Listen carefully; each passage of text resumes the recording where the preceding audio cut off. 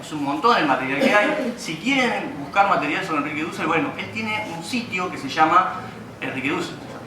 Enrique Dussel, lo googlean y van a encontrar ahí todo.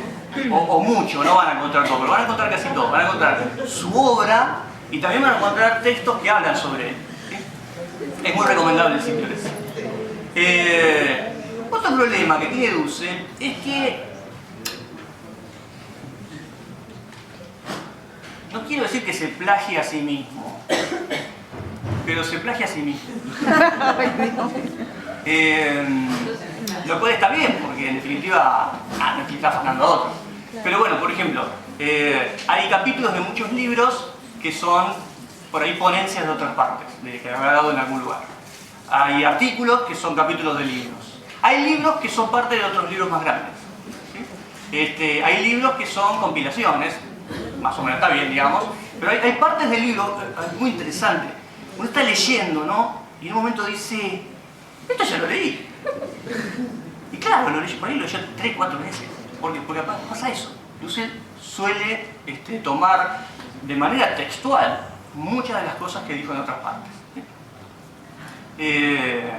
Esto lo hace mucha gente, aclaremos, ¿sí? No vamos a profundizar, pero es muy común en el ámbito académico autoafanarse. También es muy común o hacer referencia. ¿Cómo? Hacer referencia. Bueno, hacer referencia está perfecto, sí.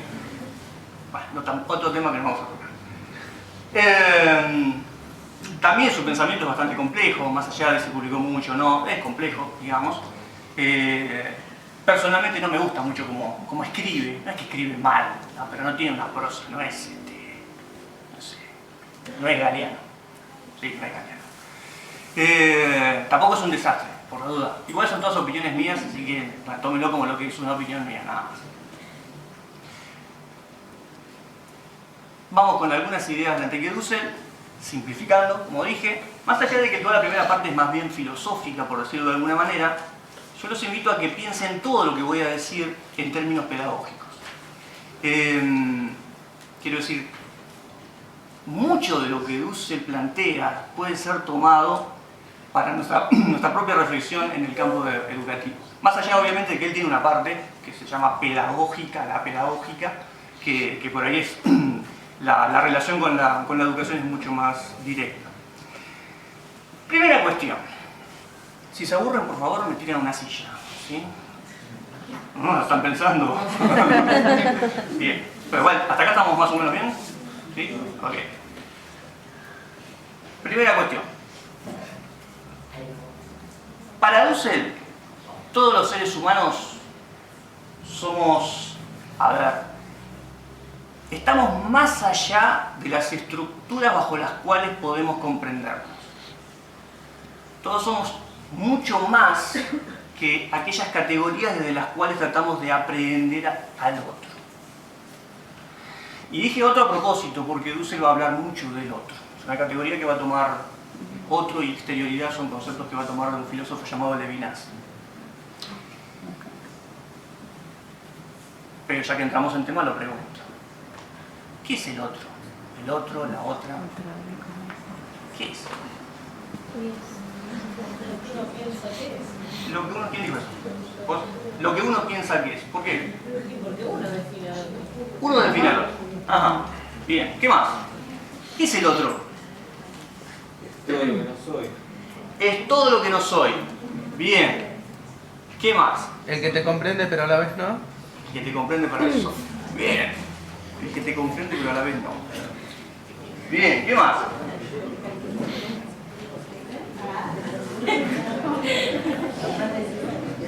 No estoy preguntando porque estoy buscando la respuesta correcta, claro, ¿sí? La idea es pensar. ¿Qué es el otro? El otro, la otra, el otro. El que te completa. ¿Cómo? El que te completa. El que te completa. El que te completa, pero no. El que te completa pero no, pero el que te completa. Bien. Bueno, entonces estaría totalmente en contra de todo lo que dice. Es genial. Yo creo que cuando pensamos en el otro, muchas veces retomando la temática de Jorge, la cuestión del amor, ¿no? Qué bueno cuando uno está con su pareja, ¿no? Y le dice, vos me complementás. Sos mi media naranja. Sos mi media naranja. Es buenísima esa. ¿No? Sos mi media naranja. Me complementás. Sos mi alma gemela. Ah, esa también es muy platónica esa. Porque fíjense, ¿no? ¿Cuál es el problema de pensarnos en esos términos? Está muy complejo. ¿Cómo? No se piensa incompleto. Se piensa incompleto. No, y no solo se piensa incompleto, sino que además piensa al otro en función de una totalidad. En función de nuestra totalidad. La totalidad es nuestra totalidad. Pensamos al otro, pero no como otro. Cuando decimos el otro es mi media naranja, el otro es quien me complementa, el otro es mi alma gemela, el otro desapareció. Y uno como otro también desapareció. Porque si el otro es el otro, no necesita que alguien lo complete, no necesita estructuras de pensamiento desde las cuales lo voy a pensar, categorías desde las cuales voy a tratar de comprenderlo, porque justamente por eso es otro. En el momento en que yo realmente lo comprendo, es decir, logro que ese sujeto encaje, ya no es el otro. Por lo tanto, la próxima vez que le digan sos mi media naranja, sos mi complemento, mi alma gemela, sepárense. Se separan, se divorcian, ya está. Y si pueden, insulten también, que está bien. Vamos al acto de rebeldía. ¿Sí?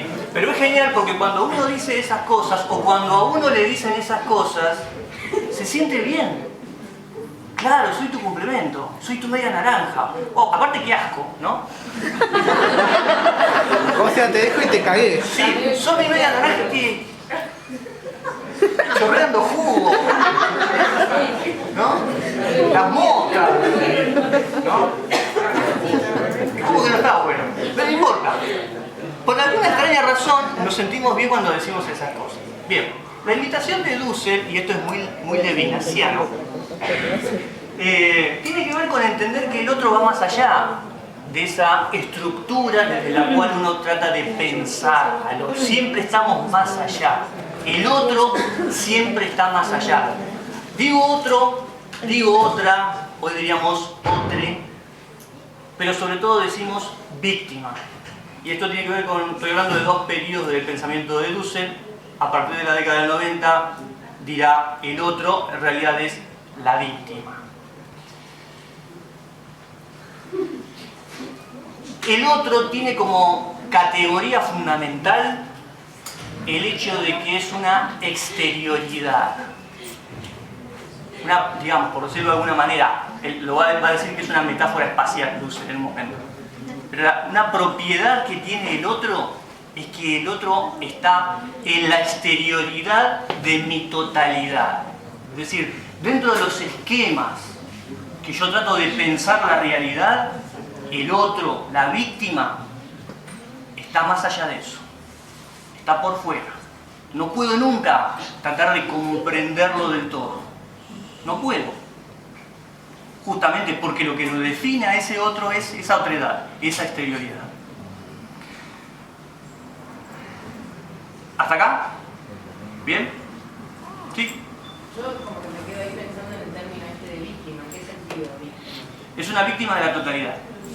Es una víctima porque justamente no te dejo ser a vos. Porque te trato de... Convertir en mí. Exacto, te quiero convertir en mí. ¿Sí? ¿Víctima de quién? De la totalidad. ¿Y quién lo dice a eso? Bueno, es buenísimo. ¿Saben quién lo dice? Eso lo dice, bueno, primero lo dice Dussel. Pero más allá de Dussel, lo dice la víctima. Y esto es fundamental. Está bien, pero víctima, el concepto de víctima. Sí. Digo, porque víctima en el sentido de alguien que sufre un perjuicio. Sí. algo. Ahora, en este sentido de víctima, como pensar al otro como su rol en el mundo, estar en el mundo como una víctima. Sí. Esa conceptualización de víctima, ¿cuál sería? Te lo tiro como un ejemplo. Si pensamos que la totalidad, por ejemplo, es, no sé, el orden económico, la víctima claramente es el sujeto desplazado, el explotado, el marginado. ¿Sí? Ese sujeto que no entra dentro del sistema, que no lo podemos meter dentro del sistema, y si lo metemos es para explotarlo. Ese sujeto es la víctima. ¿Sí? Sería como el oprimido de Freire, la víctima del sistema. Sí, exacto. Es el oprimido y también es el excluido. De hecho, en el concepto de pueblo de Enrique Dussel es el bloque social de los oprimidos y excluidos. ¿Sí? Esto que dijeron es genial. Si la víctima, el otro, está en la exterioridad de la totalidad, entonces la víctima, el otro, la otra, tienen algo que decir. Porque dentro de la totalidad todos decimos lo mismo. Dentro de la totalidad lo que se hace es reproducir la totalidad. Pero quien está padeciendo la totalidad, quien padece el sistema económico, tiene algo para decir. Y su palabra, ¿sabe qué es? Es denuncia. La palabra de la víctima es denuncia. Es impugnación del orden existente. Esa es la palabra del otro. Por lo tanto, el único camino que tengo para poder darme cuenta objetivamente de cómo funciona la totalidad es a partir de la mirada de la víctima. Desde la mirada de la víctima y desde la voz de la víctima hay un saber sobre la totalidad que me permite impugnar el orden existente. Ahora lo que hay que saber es escuchar. ¿Y qué es escuchar? ¿Qué es escuchar? No hay un significado. ¿Quién dijo eso? Acá abajo, ahí tengo una mano. Bien. ¿No hay un significado? ¿Por qué? Porque para nada hay un significado. Bien, intentemos. Coincido que hay muchos significantes vacíos, sí, estamos de acuerdo. Pero juguemos, tratemos de construir. Si no lo hay, inventémoslo. ¿Qué es? ¿Qué entendemos que es escuchar? ¿Cómo? ¿Qué significa prestar atención? A ver, estamos en clase, ¿no? Estamos en clase y estás así. ¿Estás prestando atención? Están todos calladitos, eso es genial, ¿no? Uno como docente lo vive esto, ¿no? Todos calladitos, así, mirándote. ¡Wow! ¿Cómo me prestan atención? No estás prestando atención. Y tampoco lo estás escuchando. Ah, eso es genial. Porque, a ver, Cuando lo comprende, digamos. bien, hay un proceso de comprensión. Perfecto. ¿Qué más? Cuando lo ves, cuando lo entendés. Ajá. Cuando no te distraes. Cuando te involucras. Te involucras. ¿Qué dijiste vos? Cuando no te distraes.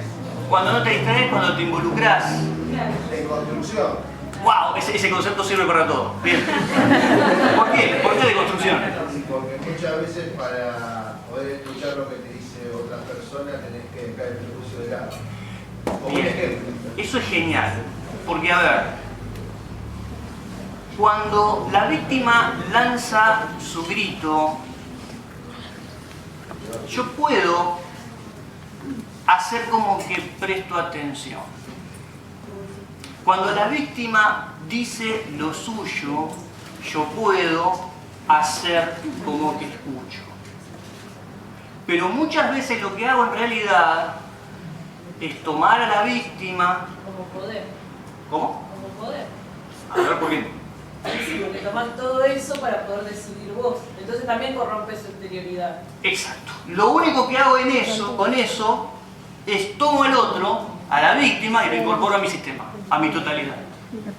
Y parece que escucho. Es más, quizás ese sujeto hasta crea que es escuchado. O quizás hasta uno mismo está creyendo que está escuchando, porque ya está tan corrompido que no distingue. Exactamente. Porque además, no está bueno que alguien venga y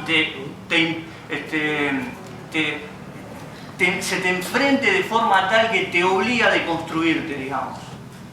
No está bueno que venga alguien con su grito de dolor, con su voz novedosa, porque es la voz desde fuera de mi totalidad. No está bueno que alguien me obligue y me interpele para que yo vea sobre mi totalidad, sobre todos mis prejuicios, sobre todas mis ideas preconcebidas, no está bueno que me obliguen a pensar todo de vuelta. Pero no te obliga, creo yo. ¿Por qué no? Si yo no estoy escuchando. Vos lo estás escuchando, pero depende de vos si vos lo haces o no lo haces. Pero si no lo haces, no estarías escuchando. Exactamente. Si yo estoy en clase, ¿no? Y le pido que me evalúen. Supongamos que somos todos muy honestos y realmente pierden ese temor que existe y sobre el cual habría que charlar muchísimo, que es, primero, el temor del docente a ser evaluado realmente, ¿eh? No, de preguntar, ay, ¿qué tal? ¿Cómo le gusta la clase? Sí, total nadie va a decir nada, que si no, no me aprueba más, obviamente. Bueno, supongamos que se dé eso, ¿no? Que realmente podamos evaluarnos y esas cosas. Y ustedes dicen, ¿sabe qué, profe? Usted es un desastre como docente. Usted es un desastre. No se le entiende nada cuando explica, es un maleducado, no prepara las clases y se queda dormido. No importa. Yo puedo hacer dos cosas fundamentalmente. Opción A. Escucho de verdad. Escuchar de verdad, ¿qué implicaría? Exacto, trato de no quedarme dormido, no faltar el respeto, estudiar un poco de didáctica para ver si soy un poco más claro. Pero también existe otra posibilidad, la posibilidad de decir, vos no entendés nada. ¿A mí me vas a decir? Yo hace años que soy docente. Hace años. ¿Usted no sabe los títulos que tengo? Mirá los títulos que tengo.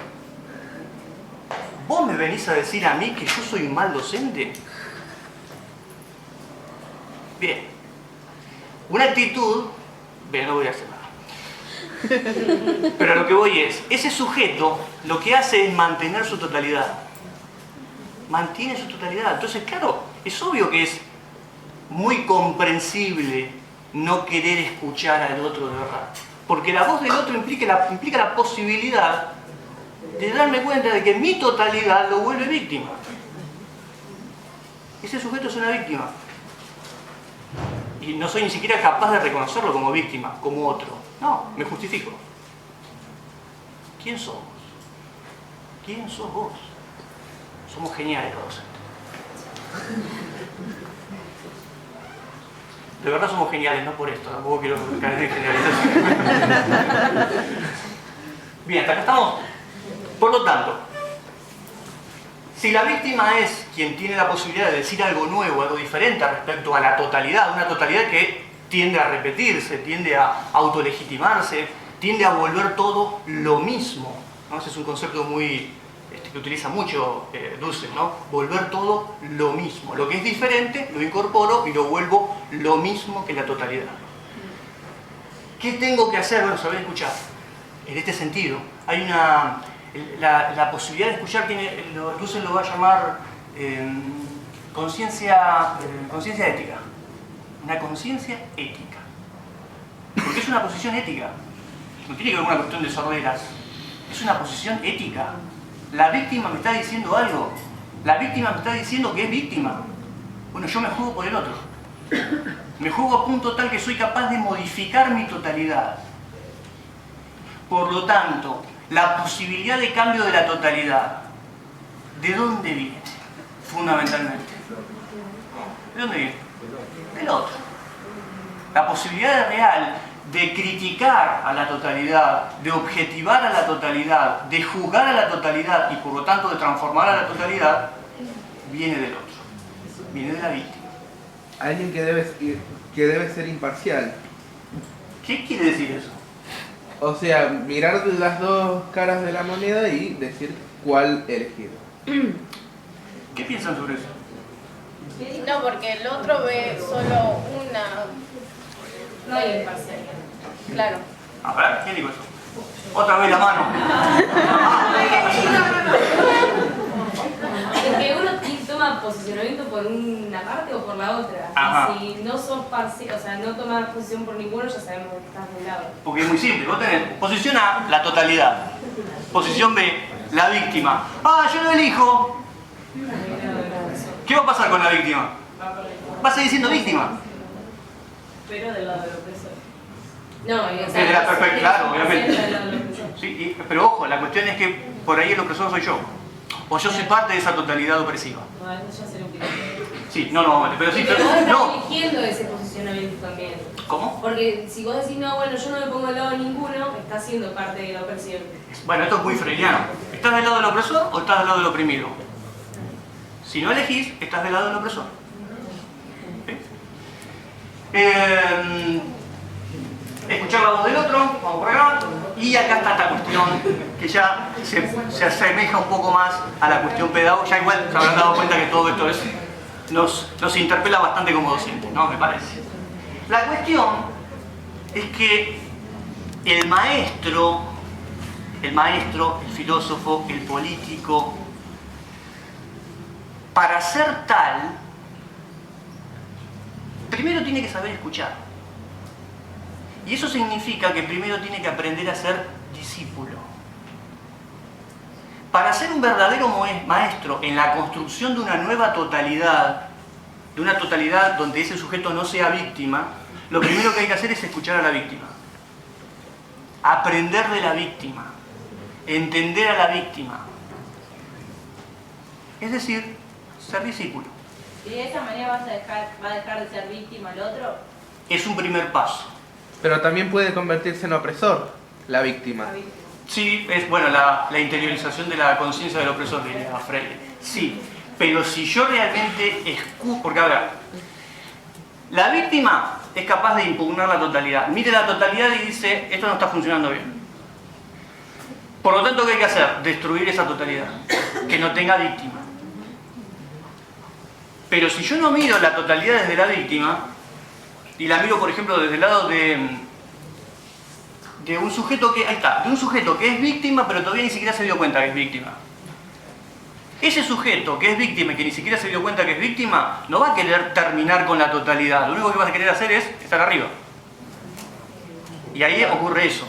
Pero nunca no va a haber víctimas. ¿Cómo? Nunca no va a haber víctimas. Bien, eso es lo que dice Dussel Es una exactamente. cuestión de masa, donde una contra otra, o sea, Tiene que haber algunos que manden. Ah, bueno, eso no lo diría. Algunos que manden. Sí, a ver. Es una realidad. Vale, a mi entender, es una realidad que hay gente que explota a otros, para mí sí. Ahora, la cuestión es, ¿se puede construir otro orden? Bueno, sí, todo orden es finito. Todo orden se puede destruir y se puede construir otro orden. Ahora, más allá de que uno pueda construir un nuevo orden a partir de la escucha atenta de la víctima, es decir, construir un orden en el cual no exista esa víctima, Dussel sí estaría de acuerdo con lo último que dijiste. Todo orden es imperfecto. Todo orden es imperfecto. Y por lo tanto, como todo orden es imperfecto, todo orden genera víctimas. Uno podría decir, ¿es muy pesimista? Yo diría, es muy realista. ¿Qué es un orden perfecto? ¿Cómo construir un orden humano, porque estamos hablando de un orden humano, donde no exista alguien que de una u otra forma padezca? O sea, estás diciendo también que el caos es perfecto. También. No dije porque eso, dijiste, la verdad. o sea, si decís que el orden es imperfecto, el caos sería perfecto. no, eso no. No creo. O sea, se contradice eso un poco. Pasa que de caos no estamos hablando. Lo que sí es cierto, según Dussel, es que todo orden es imperfecto. Eso no significa que el orden sea perfecto. O sea, la negación de una cosa no significa la afirmación de la otra. Y que todo orden sea imperfecto no significa que entonces ningún orden es perfecto. Bueno, que es el caos. Ahí tenemos otro tema. No me voy a meter ahí. Pero bueno, no sé si pensar que el caos es... Es una forma de orden también, pero Sí. también va a tener. Podría ser, no sé, ahí no se metió Dussel y yo tampoco me metí. Pero sea lo de la forma que nos ordenemos, siempre va a haber alguien que padezca ese orden. ¿Hasta acá estamos? Es lo que dice Dussel, si no, después van y lo insultan vía Facebook, que tiene un Facebook de hecho. Bueno, hasta acá más o menos, ¿sí? Listo, vamos con el otro. Bueno, todo esto que acabo de decir, si bien ya de por sí está bastante vinculado con la cuestión pedagógica, tiene ciertos niveles de concreción. En los años 70 va a utilizar algunas categorías para mostrar cómo se concreta todo esto, estas categorías que acabamos de esbozar. Va a hablar de 4 niveles de concreción. Un nivel de concreción es la erótica, ¿no? Este es un tema que trabaja en los años 70 más que nada. En algún sentido es un adelantado entre comillas, todo entre comillas, porque no es que no se habló antes de todo esto.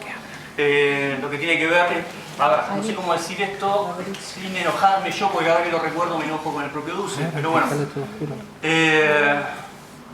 Hay una reflexión dusseliana respecto a cuestiones que hoy están muy vinculadas con el feminismo, con cuestiones de género, etc. Si bien va a decir un montón de cosas que tienen que ver con la liberación de la mujer, en función de muchas de las cosas que dijimos recién, también es verdad que el posicionamiento de Dussel en esto es muy cuestionable. No me voy a meter ahí, porque no es el tema de la charla, pero si pueden en algún momento buscar información sobre lo que dice Dussel sobre la liberación de la mujer, búsquenlo, sobre todo si se quieren indignar un poco, bueno, lean. Otro nivel de concreción es la pedagógica, sobre la cual vamos a hablar ahora y sobre la cual ya hablamos un poquito. La política, que es la relación, la llaman la relación de hermano-hermano, y la arqueológica, que es la relación del ser humano con el infinito, con Dios, etc. Acá también dice algunas cosas bastante cuestionables. No es el tema de la charla, no nos meteremos ahí, a menos que quieran en otro momento, pero no ahora porque no quiero aburrirlos demasiado. Vamos con la cuestión pedagógica. Bien. Dussel no conoció a Freire. Obviamente que lo leyó. Quiero decir, no estuvo personalmente con Freire. Pero Dussel va a decir que de alguna manera su filosofía termina siendo una reflexión que claramente sirve como sustento filosófico de algo a lo cual él adhiere, que es la pedagogía freiriana. Él va a hablar de 2 proyectos pedagógicos, digamos. Uno es un proyecto de la dominación y el otro es un proyecto de la liberación. ¿Qué sería el proyecto de la dominación? ¿Con qué tiene que ver el proyecto de la dominación? Bueno, en líneas generales tiene que ver con un proyecto que tiende a la reproducción de la totalidad, que tiende a volver al otro lo mismo, que tiende a incorporar al otro dentro de la totalidad, para seguir legitimando la totalidad, para seguir reproduciendo la totalidad. Es decir, es un proyecto de anulación del otro. Y es un proyecto impuesto, es un proyecto en principio funcional a los intereses de los países centrales, por lo tanto funcional a los intereses de las clases dominantes, y es un proyecto que va en contra de los saberes populares, por decirlo de alguna manera. También tenemos un proyecto pedagógico que puede ser liberador. Es un proyecto a futuro y que apuesta por el otro, que apuesta por la exterioridad del otro, que apuesta por la víctima. Ahora bien, retomando lo que dijimos al principio, la cuestión es que desde dentro de la totalidad y por sí mismo no podemos expresar la voz del otro. Desde dentro, así, si intentáramos nosotros, sin escuchar a la víctima, tratar de entender o tratar de representar de alguna manera la voz de la víctima, en realidad nunca lo lograríamos. Porque la única forma de comprender la totalidad es desde afuera. La única forma de comprender el sistema opresivo es desde el lugar de quien padece esta totalidad. Por lo tanto, la única forma de lograr un proyecto verdaderamente liberador, un proyecto pedagógico verdaderamente liberador, tiene que ver con escuchar al otro. Volvernos maestros, pero para volvernos maestros de ese proceso de liberación, primero tenemos que ser, como dije antes, discípulos. Y en un trato con ese otro, donde lo primero que vamos a hacer es callar, porque el punto de partida para escuchar al otro es callarnos la boca. Ya dijimos mucho, porque lo que tenemos para decir desde la totalidad simplemente es la legitimidad de la totalidad. Así que si queremos jugarnos por el otro,